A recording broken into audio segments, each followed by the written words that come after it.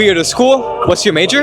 And what are you working on? I am building a company called Yasu to connect people with great ideas to talent. The most brilliant of minds are coming together.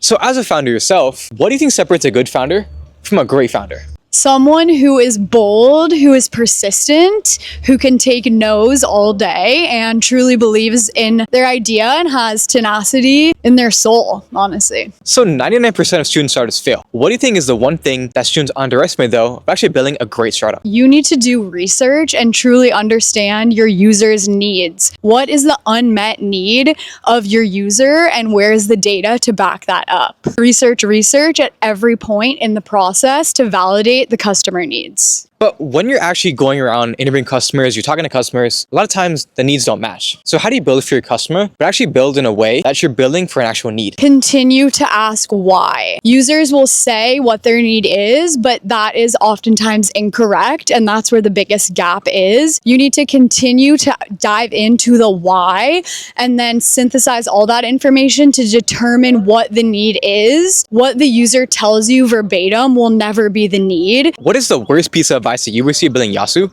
and why? This idea is too big, it's too bold, and it's not going to work. And what is the one skill you have to develop and master if you want to become the best founder you can be? Be kind to all people and listen to people's opinions, but that doesn't mean that you have to agree with them, that you have to take them into account, but just listen and understand. Everyone's coming from a place of bias at the end of the day. Not just about B2B sales, but sales in general.